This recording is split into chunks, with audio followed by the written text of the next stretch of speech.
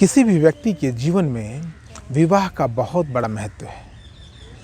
सामान्यतः हमारे सनातन धर्म में 16 संस्कारों में विवाह भी एक संस्कार माना गया है।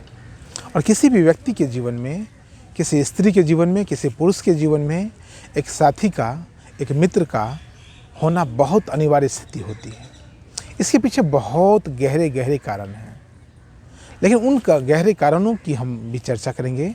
साथ ही एक बात और आपको बतला देना चाहता हूँ, आज विवाह जितना बड़ा आयोजन हो चुका है, उससे लगभग थोड़ा ही छोटा एक आयोजन और हो चुका है, विवाह विच्छेद। अब विवाह विच्छेद भी एक आयोजन का रूप लेने लगा है। बेशक यह एक कुआयोजन कह सकते हो, इसे एक कुप्रथा कह सकते हो कि शादी के बाद लोग विच्छेद संबंधों में जो दरारें आती हैं, उस संबंधों को तोड़ने में लोगों की बड़ी दिलचस्पी हो गई है। अब टूट रहे हैं। अब रिश्ते पहले बनते थे, अब रिश्ते टूटने की भी बहुत लंबी लंबी एक लिस्ट तैयार होती है। मैं अक्सर देखता हूँ कि शादी के बाद जल्दी ही शादी के संबंध में जो विच्छेद है, वो विच्छेद की बातें शुरू हो जाती हैं और फिर लोग गुना भाग करते दिखते हैं। फिर लोग हिसाब किताब लगाते हैं कि शादी हमने की, शादी में इतने पैसे खर्चे हो गए, इतना बड़ा इन्वेस्टमेंट हुआ, इतना बड़ा आयोजन किया, इतनी ज़्यादा पैसे हमने धनराशि खर्च की, और उसके बाद लोग फिर हिसाब लगाते हैं। अब यदि हम विवाह विच्छेद करते हैं तो उसमें क्या क्या लाभ और क्या क्या हानि होगी। और होता है, विवाह विच्छेद के समय अनेक प्रकार के केस हो जाते हैं, अनेक प्रकार के मुकदमे दायर हो जाते हैं। अब तो साइकोलॉजिकल काउंसलिंग में एक सब्जेक्ट यह भी बहुत प्रमुखता से जुड़ गया है, विवाह विच्छेद काउंसलिंग। भारत के बाहर अमेरिका वगैरह में तो बहुत फेमस हो गया है। शादी और तलाक से संबंधित जो काउंसलिंग बहुत फेमस है। बहुत ज़्यादा कॉस्ट आपको खर्चा करना पड़ता है। शादी के में जो खर्चा आपने किया, उस खर्चे के बाद जो तलाक देंगे उस पर, जो संबंध विच्छेद होगा उस पर, और उसके बाद जो एक और लंबी प्रक्रिया चलती है उस पर, तो उससे अच्छा है कि आप काउंसलिंग करवा लिए। लेकिन इतनी सारी गतिविधियों के साथ, इतने सारे आयोजन कुआयोजन के साथ हम लोग एक मूल बात पर कभी टिक नहीं पाते हैं, मूल बात को कभी समझ नहीं पाते हैं। इस बात पर मैं आज जोर देना चाहता हूँ इस वीडियो के माध्यम से। वह मूल बात यह है, जब आप शादी करते हैं तो आप क्या देखते हैं, एक स्त्री और पुरुष के जीवन में क्या चाहिए। मौलिक बातों को कभी हम लोग गौर नहीं करते, कभी उस पर गंभीरता से सोचते नहीं हैं, चिंतन मनन नहीं करते कि शादी का संबंध क्यों अनिवार्य है। सिर्फ शारीरिक संतुष्टि चाहिए, वो तो कहीं से भी हो सकता है, उसके अनेक प्रकार हैं। फिर किस लिए? परिवार का विकास चाहिए, मनुष्य के मनुष्यता का विकास चाहिए, व्यक्ति के व्यक्तित्व का विकास चाहिए। तो उसके लिए शादी की अनिवार्यता है। एक पुरुष अधूरा है एक स्त्री के बिना, एक स्त्री अधूरी है एक पुरुष के बिना। मैं आपको योग के माध्यम से समझाने का प्रयास करता हूँ। मैं एक प्रयत्न करता हूँ, मैं आपसे एक कहना चाहता हूँ, मैं आपको एक समझाना चाहता हूँ, एक प्रयास करता हूँ ताकि आपको मेरी बात समझ आ सके। स्त्री और पुरुष के जीवन को आप जरा देखिए। स्त्री और पुरुष का जीवन चक्र कैसा है, शरीर की संरचना कैसी है। यदि शरीर की संरचना को आप समझ जाएंगे तो मन के विचारों को आप समझ सकते हैं।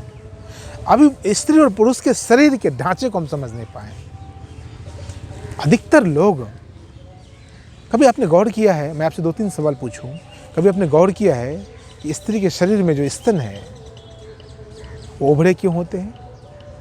पुरुष के शरीर में जो जननेंद्रिय होती है और उससे जो जुड़ा हुआ अंडकोश है वो बड़ा क्यों होता है, उभड़ा क्यों होता है?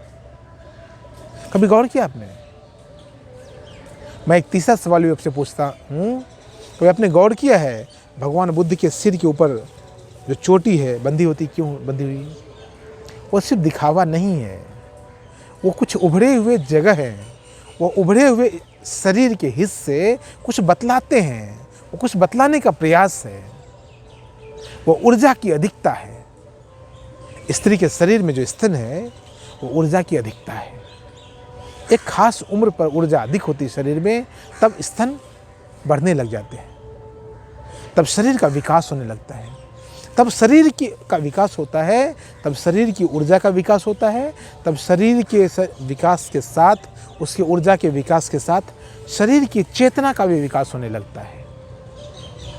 पुरुष के शरीर में भी जननेंद्रिय होती है, जो सेक्सुअल ऑर्गन होते हैं उसका भी विकास होता है, उसके भी आकार में प्रकार में वृद्धि होती है, अंडकोश में वृद्धि होती है, वो भी बड़ा हो जाता है, उसके साथ शरीर का विकास होने लगता है। जननेंद्रिय के विकास के साथ शरीर का विकास होता है, या कई शरीर के विकास के साथ जननेंद्रिय का भी विकास होने लगता है। वहाँ की ऊर्जा का विकास होने लगता है, और वहाँ की ऊर्जा के विकास के साथ वहाँ की चेतना का भी विकास होने लगता है। तो मैं आपको योग की भाषा में, विशुद्ध रूप से योग के विज्ञान की भाषा में कहूँ तो पुरुष मूलाधार चक्र से अपने जीवन की यात्रा शुरू करता है। पुरुष मूलाधार चक्र से, जो कि आपके मल द्वार और मूत्र द्वार के बीच में है, पुरुष अपने जीवन की यात्रा, अपने जीवन के विकास की यात्रा, अपने जीवन की चेतना की यात्रा की शुरुआत कहाँ से करता है? मूलाधार से। लेकिन स्त्री अपने जीवन के, ऊर्जा के, चेतना के विकास की यात्रा अपने स्तन से शुरू करती है। कहिए, उस स्तन का, उस हृदय का जो चक्र, उसका नाम है अनाहत चक्र। चौथा चक्र है वह, नीचे से चौथा, ऊपर से तीसरा चक्र है। तो कह सकते हैं कि स्त्री अनाहत चक्र से अपनी यात्रा शुरू करती है, जीवन की यात्रा, ऊर्जा की यात्रा, चेतना की यात्रा शुरू करती है। अब समझना आप, पुरुष भी लगभग 20 साल 25 साल का हो गया, शादी की उम्र का हो गया, और स्त्री भी लगभग उस उम्र की हो गई है ना, 20-25, जो भी एक खास उम्र पर आ गई। अब क्या होगा?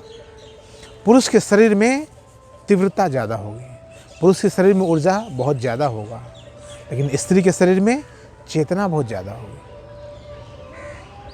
समर्थ गुरु सिद्धार्थ औलिया बाबा, जो कि ओशो धारा के संस्थापक हैं, जन्मदाता हैं, वो अक्सर कहते हैं कि यदि कोई स्त्री 100 बातों पर गौर करे या 100 प्रकार की आकाशवाणी करे, भविष्यवाणी करें, उसमें अधिकतर बातें, हो सकता है 70, 80, 90% बात सत्य हो, सच साबित हो सकती है। लेकिन यदि कोई पुरुष 100 बातों की कल्पना करें, हो सकता है उसमें 30, 40, 50 ही सत्य हो। कहने का भाव यह है कि यदि कोई स्त्री 10 चीज़ों पर गौर करे तो 7 और 8 चीज़ें सही हो सकती हैं, 70-80 मतलब मैक्सिमम प्रतिशत की ओर। मैं एक परसेंटेज आपको नहीं दे रहा हूँ, मैं आपको एक बात बतलाने का प्रयास कर रहा हूँ, उस भाव को समझिए। वो भाव, ये बाबा का कहने का भाव यह है, उनका भावार्थ है कि स्त्री ज़्यादा चेतनात्मक रूप से जीती हैं। स्त्री की चेतना बहुत ज़्यादा है, क्योंकि वो चौथे तल से जी रही हैं। मूलाधार चक्र पहला चक्र है, स्वाधिष्ठान दूसरा चक्र है, मणिपुर तीसरा चक्र है, अनाहत चौथा चक्र है, विशुद्धि 5वां है, आज्ञा चक्र 6वां है, और भगवान बुद्ध या बुद्ध पुरुष, मैंने कहा ना सिर के ऊपर भी कुछ उभार से आ जाते हैं, बुद्ध पुरुषों के सिर के ऊपर भी उभार आ जाता है। जैसे स्त्री के स्तन बड़े हो जाते हैं, बुद्ध पुरुषों के सिर के ऊपर कुछ बड़ा हो जाता है, उभार आ जाता है। इसलिए बुद्ध पुरुष, भगवान बुद्ध ने जटाओं को उससे लपेट रखा, छुपा रखा है, दबा रखा है, ढक रखा है। ये विज्ञान है। मैं आपसे ये कहना चाहता हूँ कि स्त्री से शारीरिक कार्य कम लीजिए, उससे चेतनात्मक कार्य लीजिए। लेकिन स्त्री और पुरुष दोनों इस माहौल में फंस जाते हैं, इस बात को समझ नहीं पाते हैं। दोनों ऊर्जा के लेवल पर टक्कर लेने में, दोनों में टकराव होने लग जाता है, दोनों ईगो की लड़ाई में फंस जाते हैं। दोनों के बीच में क्लैश जो होता है, किस चीज़ का होता है? क्लैश। वो क्लैश एनर्जी के लेवल पर हो जाता है। स्त्री भी ऊर्जा के लेवल पर भिड़ जाती है, और पुरुष तो ऊर्जा को लेकर बैठा हुआ है। स्त्री भी ऊर्जा के लेवल पर आ जाती है लड़ने के लिए, पुरुष भी टक्कर लेने ऊर्जा के लेवल पर आ जाता है। दोनों में लड़ाई हो जाती है, दोनों में झगड़े हो जाते हैं, दोनों में मनमुटाव हो जाता है, और दोनों में जो संबंध था, जो विवाह का संबंध था, वो कहीं ना कहीं विच्छेद की ओर चला जाता है, जो कि एक कुप्रथा का रूप ले लेता है, जो कि कहीं ना कहीं एक अव्यवस्था का रूप ले लेता है, जो कि कहीं ना कहीं एक गलत प्रकार के ट्रैक की ओर इशारा हो जाता है, जो यात्रा को बाधित कर देता है। स्त्री और पुरुष की यात्रा ऊर्जा के टकराव की यात्रा नहीं है। स्त्री और पुरुष की जीवन की यात्रा स्त्री और पुरुष के विवाह की यात्रा, स्त्री और पुरुष के सामंजस्य की यात्रा टकराव की यात्रा नहीं है, फाइट करने की यात्रा नहीं है। वो यात्रा दो अलग अलग प्रकार की है। पुरुष ऊर्जावान है, पुरुष के पास ऊर्जा है, स्त्री के पास चेतना है। ऊर्जावान व्यक्ति क्षमा चाहता हूँ, अंत में चेतना को प्राप्त करना चाहता है, और चेतना वाले लोग अंत में ऊर्जा प्राप्त करना चाहते हैं। आपने एक बात समझा होगा, फेसबुक पर, सोशल मीडिया पर आपने सुना होगा, जब कुछ करने की समय आता है तब शरीर काम करना छोड़, जब दिमाग होता है, जब अकल बढ़ती है तब शरीर साथ छोड़ देता है, जब शरीर में बहुत दम होता है तब अकल साथ नहीं देती है। इस दोनों का समन्वय है स्त्री और पुरुष। विवाह वैसा ही नहीं है। विवाह दोनों का समुच्चय है, दोनों का कोलैबोरेशन है। दोनों के भीतर जो ट्यूनिंग है, वो ट्यूनिंग है कि स्त्री और पुरुष साथ में मिलकर एक बहुत उन्नत कार्य कर सकते हैं। किया है, जितने भी ऋषियों ने जीवन की ऊंचाई पर पहुंचा है, उन ऋषियों ने ऊर्जा तो अपनी लगाई है और चेतना अपनी पत्नी का इस्तेमाल किया है। स्त्री के पास चेतना है। स्त्री के जीवन की शुरुआत नाभि चक्र से ऊपर अनाहत चक्र से होती है। पुरुष के जीवन की यात्रा की शुरुआत मूलाधार से होती है। इसलिए स्त्री 4 कदम आगे है। स्त्री चेतनात्मक तल पर, कॉन्शसनेस के लेवल पर पुरुष से 4 गुनी आगे हैं। इसलिए स्त्री का एनाटॉमी और फिजियोलॉजी की भाषा में हम लोग कहते हैं ना, स्त्री का जो महिला है, जो नारी है, जो स्त्री है, उसका चित्त बहुत मजबूत है। उसकी जो 6ठी इंद्रियाँ, 6th सेंस बहुत स्ट्रॉन्ग है। तो शादी का वास्तविक अर्थ यही है, जिस पर बहुत कम लोग विचार करते हैं, जिस पर बहुत कम लोग गौर करते हैं। ईगो पर सब लोग विचार करते हैं। ईगो पर नहीं जाना है आपको। स्त्री से ईगो में आकर अलग नहीं होना है, या स्त्री को पुरुष से ईगो के टकराव में आकर अलग नहीं होना चाहिए। स्त्री को समझना चाहिए कि मेरे पास क्या है और क्या नहीं है। पुरुष को समझना चाहिए कि मेरे पास क्या है और क्या किसकी आवश्यकता है।